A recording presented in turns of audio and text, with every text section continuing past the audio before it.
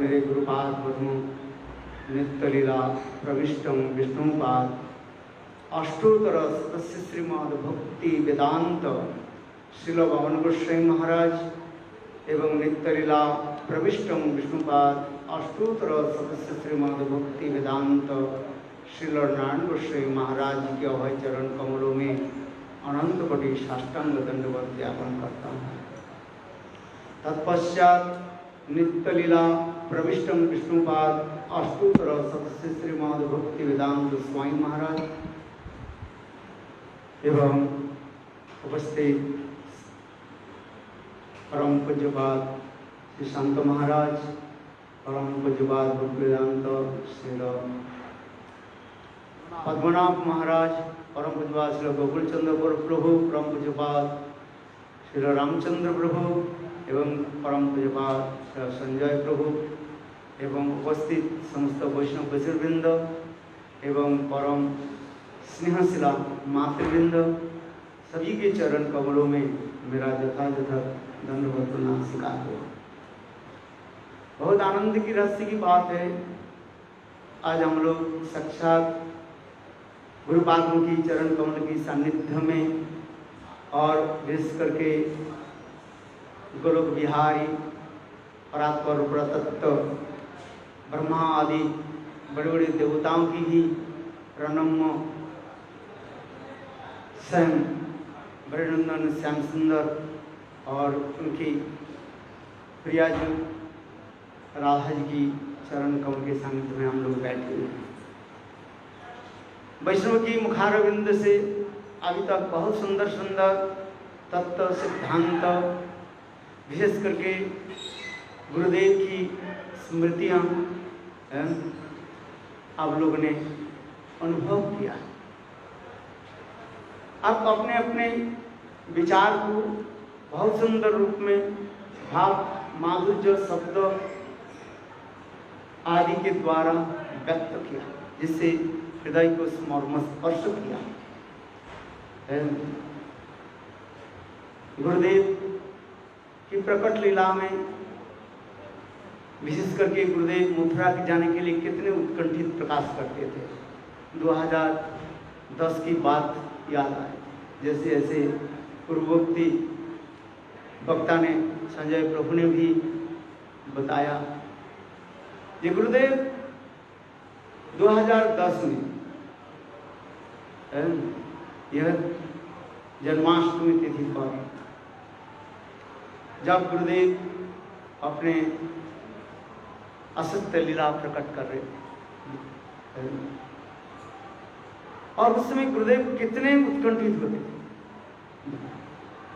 मथुरा में जो जन्म महोत्सव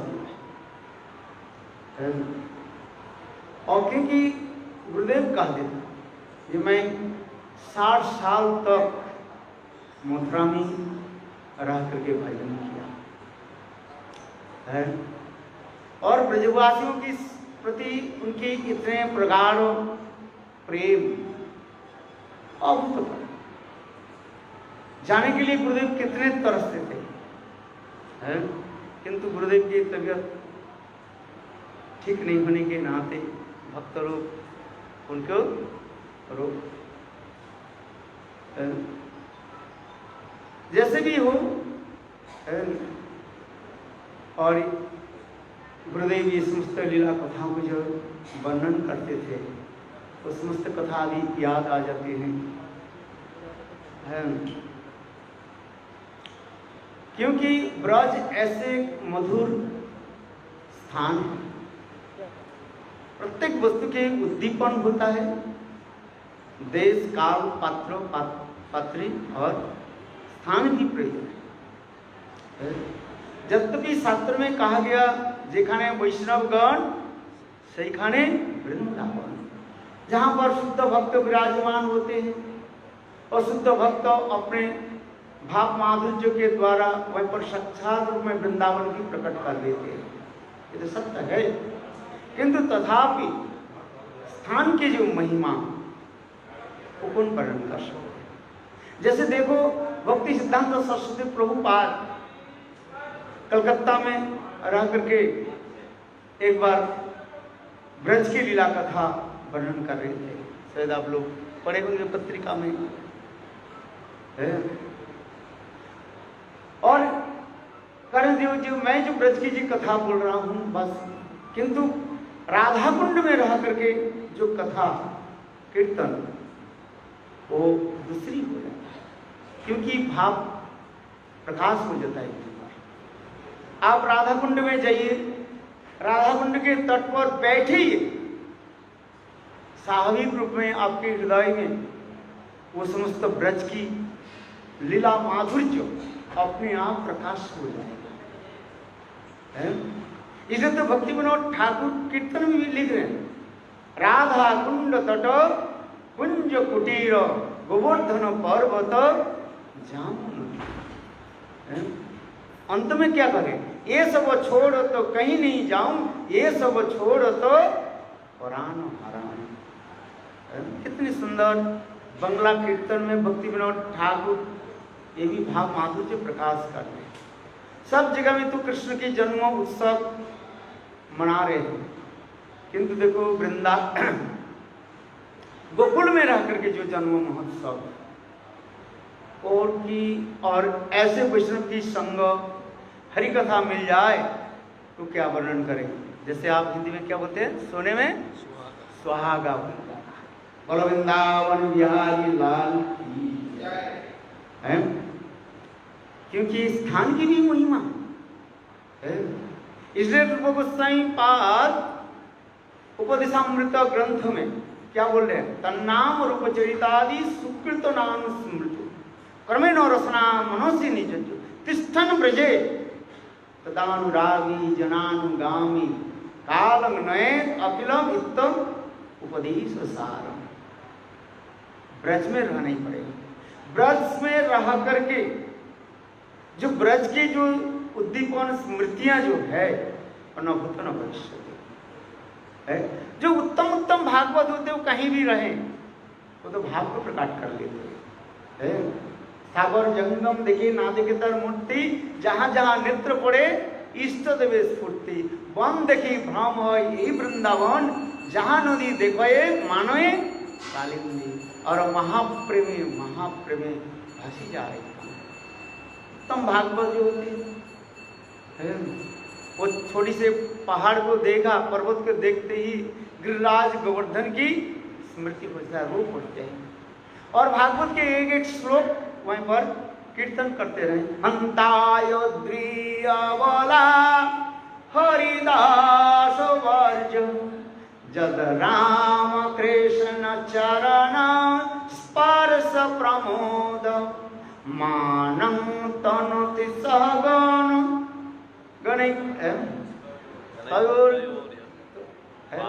पानीय सुजवश कंदर कंद मूलई। गिरिराज गोवर्धन की स्मृतियां कैसे संग राधा जी इस भावों को व्यक्त कर रही है। देखो ये गिरिराज गोवर्धन है कैसे महान है। महत्व की अनुग्रह कृपा बिना हम अपने प्राणकांत गोविंद के संग प्राप्त नहीं कर सकते। जो महाभाव स्वरूपिणी संग श्रीमती राधिका है, स्नेहमान प्रणराग अनुराग भाव महाभाव रूढ़ उदिरूढ़ मोहन मदनाक्ष महाभाव में स्थित होकर के और कैसे भावों की व्यक्त कर रही है।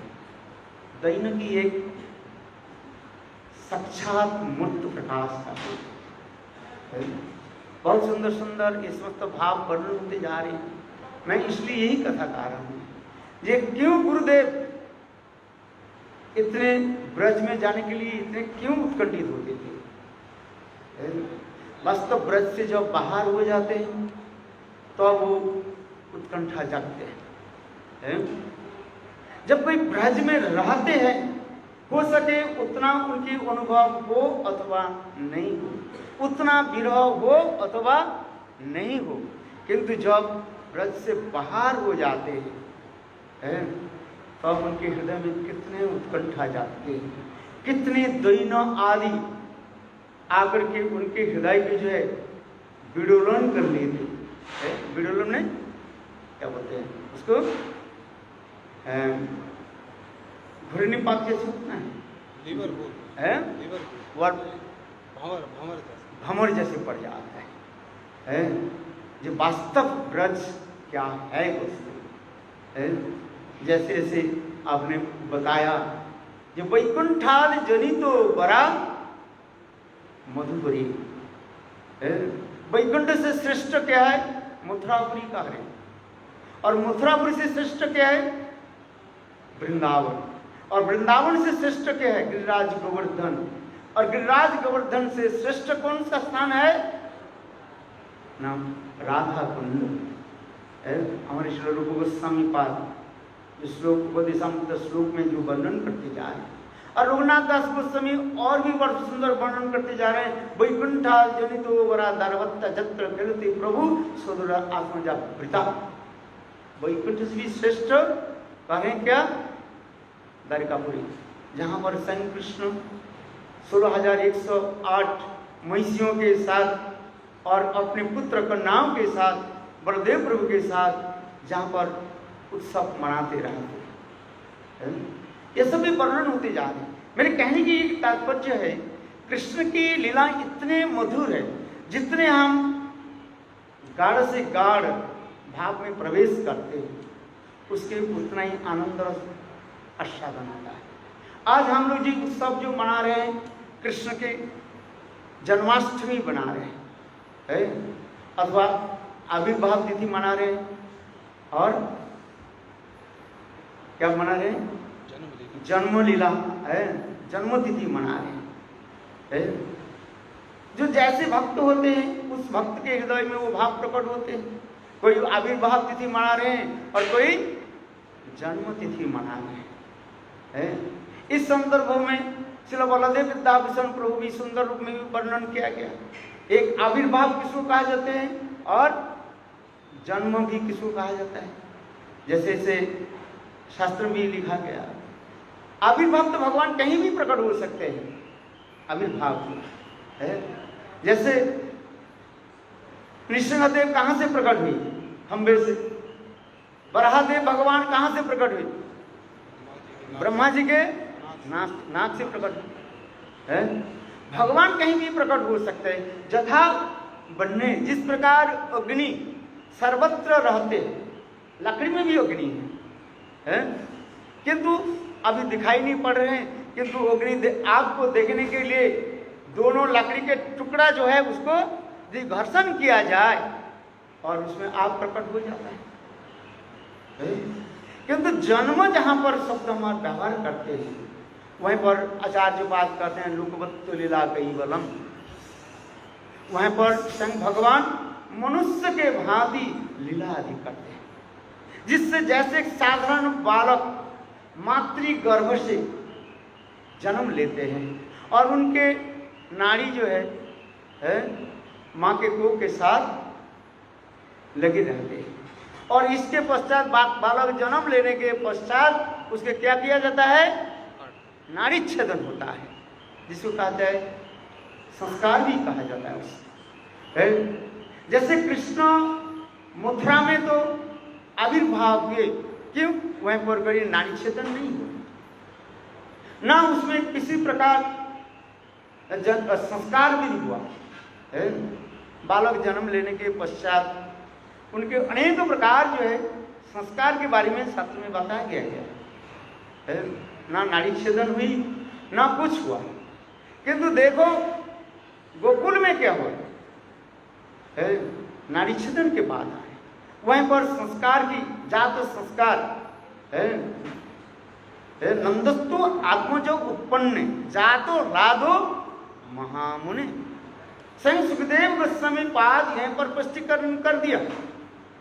नंदस्तु आत्मजो उत्पन्न आत्मना जायते इति आत्मजो।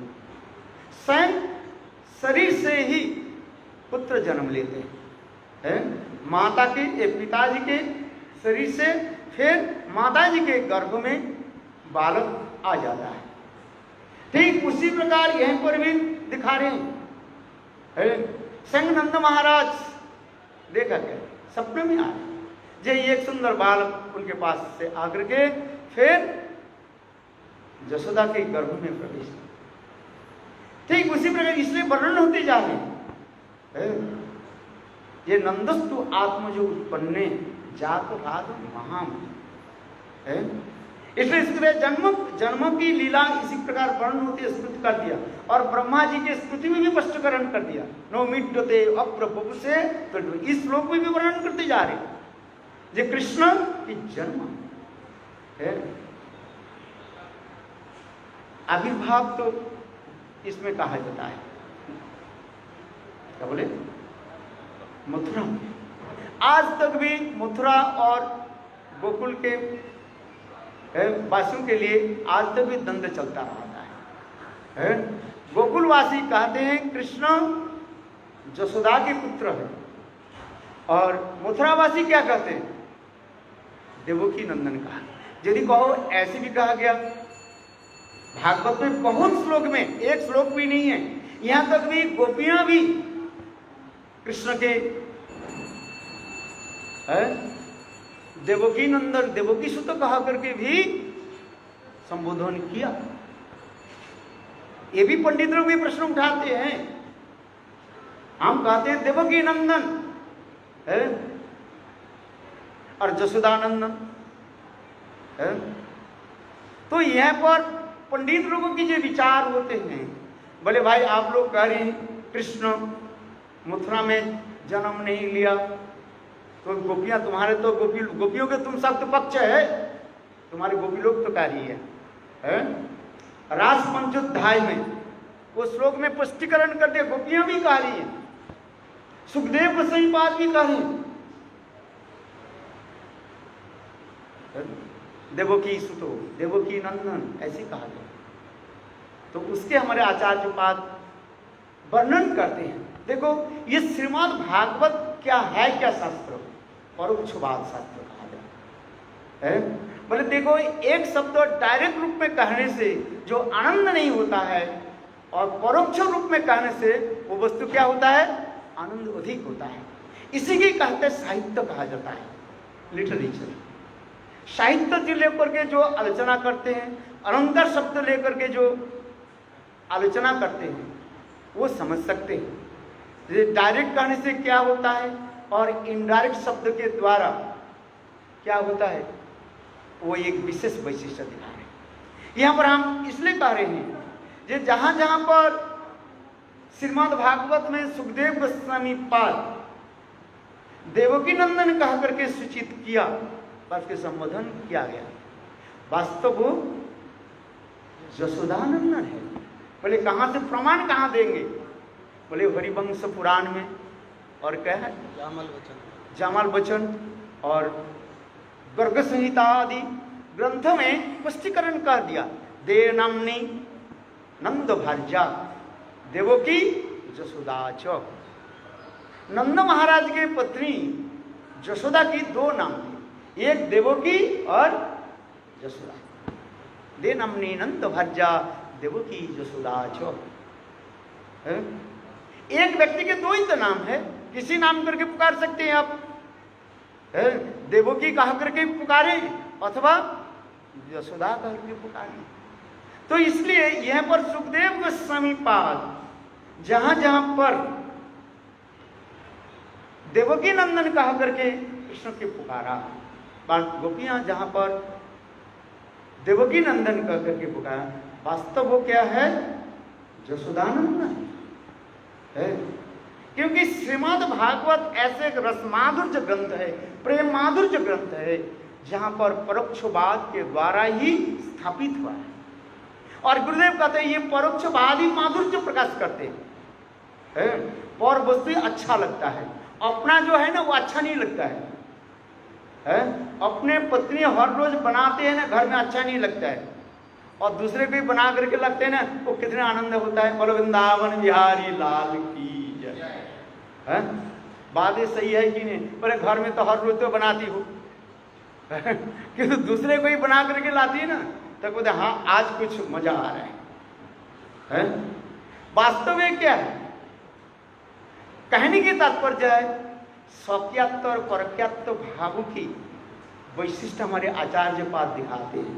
ये श्रीमद् भागवत जो कुछ भी दिखाते जा रहे हैं सब लीलाओं के द्वारा ही स्वकीयत्व अपेक्षा परक्यत्व भावों की वैशिष्ट दिखा रहे हैं। माधुर्य लीला के दो भाग करके दिखाया गया, एक स्वकीय और एक परकीय।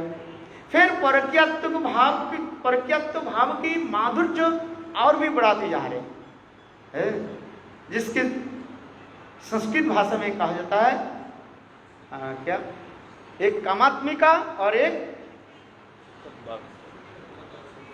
नहीं, इसके पहले कहा जाता है एक संबंधात्मिका और एक होता है कामात्मिका। देखो भाई, ये सख वात्सल्य आदि में सब दिखाई जाता है। क्या वात्सल्य सब दिखाई जाता है, ये सब ना सब संबंधात्मिका दिखाया जाता है। संबंध के साथ सेवा हो रही है। सब थोड़ा से समझने के लिए प्रयास करिए। सखा लोग कृष्ण की सेवा आदि कर रहे हैं, किसने सेवा कर रहे हैं? आचार्य को इसमें टीकाकार वर्णन करते हैं, पहले संबंध इसके बाद सेवा आ रहे हैं। मां जसोदा गोपाल की सेवा कर रहे हैं, पहले संबंध कृष्ण मेरा पुत्र है ये भाव हो रहा है, इसके बाद सेवा आ रही है। संबंधात्मिका दिखा रहे हैं। यदि स्वकीय भी दिखा जाए वो भी तो संबंध पहले हो जाता है।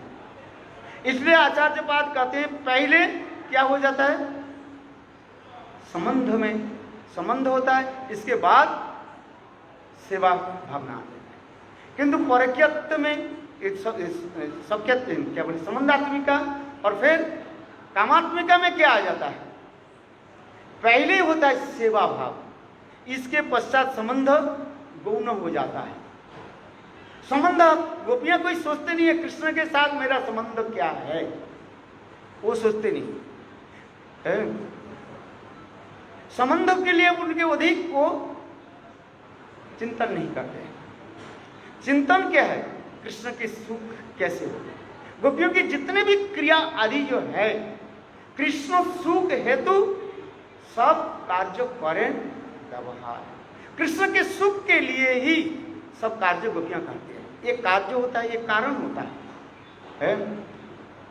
किंतु गोपियों की जितनी भी क्रिया आदि जो है वो सब क्या है, कृष्ण सुख के लिए, कृष्ण कैसे सुखी हो उसके लिए हो रहा है। इसलिए संबंधात्मिका, एक कामात्मिका, फिर कामात्मिका के दो विभाजन करके दिखा रहे हैं।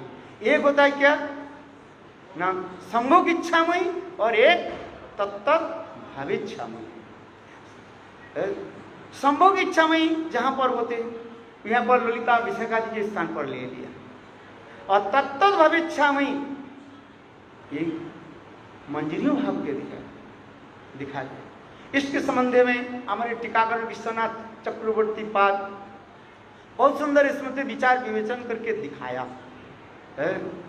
जे मंजरी भावों की जो उपासना, मंजरी भाव की जी पराकाष्ठा, ये चैतन्य महाप्रभु रूप गोस्वामी पाद के द्वारा ही जगत में स्थापित किया। पहले चैतन्य महाप्रभु के पहले किसी ने मंजरी भाव की उपासना व मंजरी भाव की कथा वर्णन नहीं किया है। सखियों की भाव की कथा तो शास्त्र में वर्णन है, सखी उपासना भी कथा है, वास्तव में सत्य है। सखियों की उपासना कथा है, जैसे ललिता विशाखी की भाव माधुर्य तो प्रकाश किया गया, विद्यापति चंडीदास के कीर्तन में ये समस्त वर्णन कर दिया है। गौड़ीय वैष्णव साहित्य में ये समस्त उपासना की तो दिखा गया है। प्राणपृष्ठ सखियों की उपासना तो दिखा गया, अर्थात ललिता विशाखी की अनुगत्य में सेवा वासना तो दिखा गया। किंतु मंजरियों की जो सेवा वासना ये कहीं पर नहीं दिखाया गया। ये चैतन्य महाप्रभु स्वयं कुछ आचरण करके है और फिर उसके जो है रूप गोस्वामी पाद के हृदय में स्थापित करके जगत में प्रकट कराया, जिससे रूप गोस्वामी पाद विदग्ध माधव नाटक में अनर्पित चरिंग चिरात करुण्या अवतीर्ण कलु समर्पयतु उन्नत उज्ज्वल रसम सबक्ति श्रीरम परिपूर्ण सुंदर दीद कदम संदीर्पित सदा हृदय कंदरे स्फुरतु व सचिनंदन। गौर सुंदर की ऐसे अपूर्व जो महिमा न भूत न भविष्य। ठीक उसी कड़ी में हम इसलिए कह रहे हैं, हमारे जितने भी रूपानुग आचार्य जो है, इसलिए ये समस्त जो है कृष्ण की आविर्भाव और कृष्ण की जन्म लीला की कथा वर्णन करते जा रहे हैं। तथापि एक कथा करके मैं अपने वक्तव्य की समाप्त करता हूँ। देखो, कृष्ण के फिर दो प्रकार की लीला है, एक है प्रकट लीला और एक है अप्रकट लीला है। नित्य गोलोक वृंदावन धाम में कृष्ण की जो लीला होती है उसे कहा जाता है अप्रकट लीला, और वही लीला को कृष्ण जोग माया के द्वारा इस जगत में जो प्रकट करा देते हैं उसे कहा जाता है प्रकट लीला।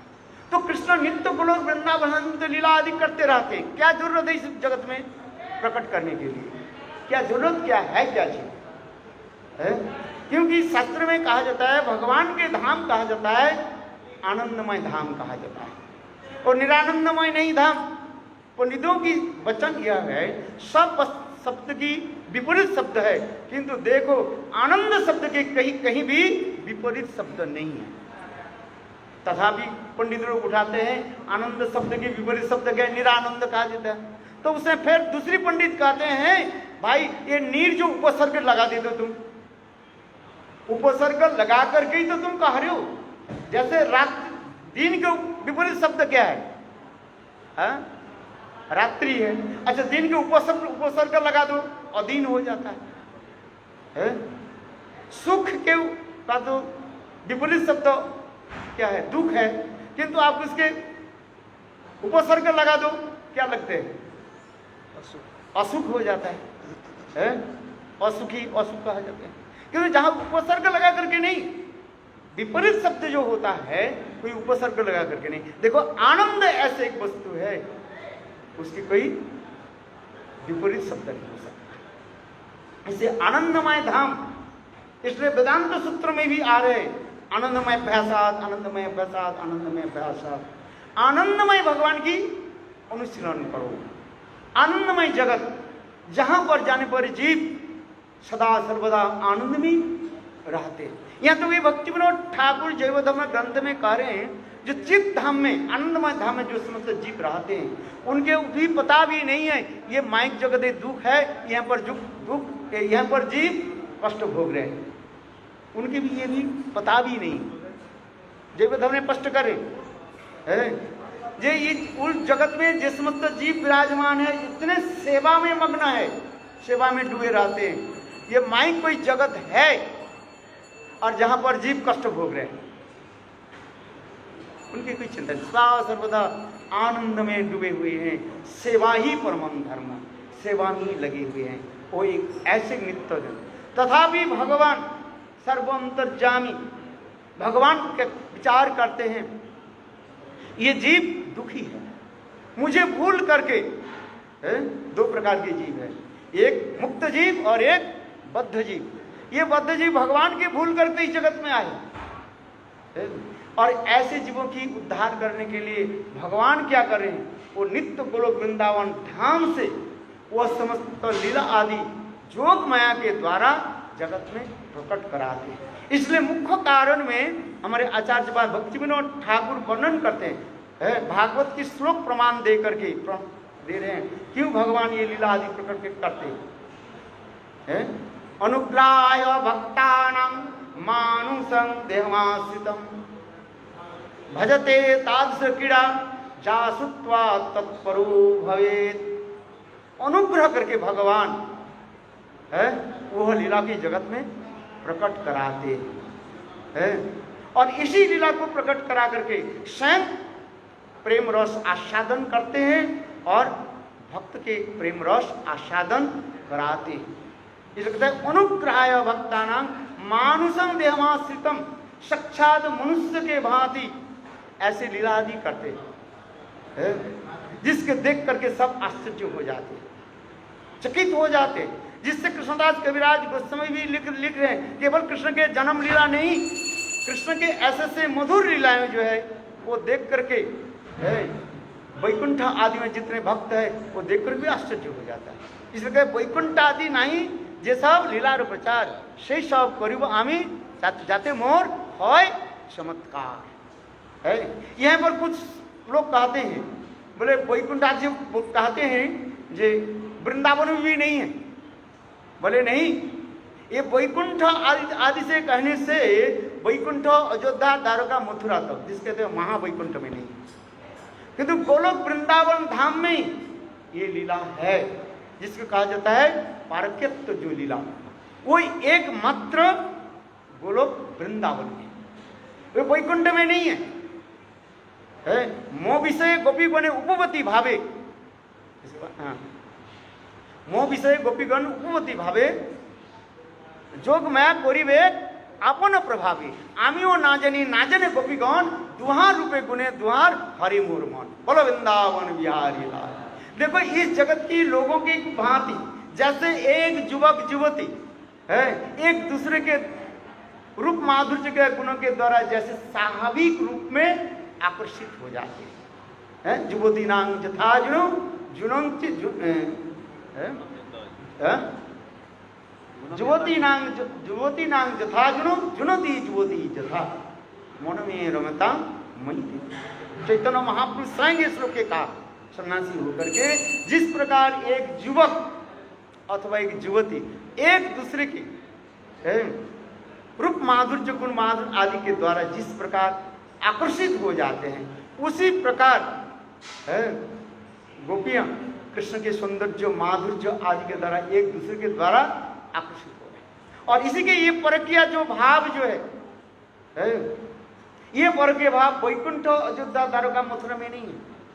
इस जगत को तो छोड़ दीजिए, इस जगत के संभव तो है ही नहीं है, केवल एकमात्र गोलोक वृंदावन। और भी गोलोक कहने, गोलोक और वृंदावन कहेंगे और भी सूक्ष्माति सूक्ष्म विचार करके दिखा रहे हैं, जो गोलोक में नहीं है वो वृंदावन में विराजमान है। क्यों गोलोक के कहा जाता है, वृंदावन की एक परीक्षा कहा जाता है, बाउंड्री कहा जाता है। वो समस्त लीला जो है वृंदावन में ही है, जहाँ पर ऐसे सुंदर सुंदर मधुर लीला आदि होती है, उस लीला के यहाँ पर प्रकट कराते हैं। और उस लीला को कोई श्रवण करे, कीर्तन करे, स्मरण करे और वो भव समुद्र के पार करके भगवत धाम में चले जाते हैं। यहाँ पर भी कह रहे हैं, चैतन्य चरितामृत में कह रहे हैं इस लीला को श्रवण करना चाहिए।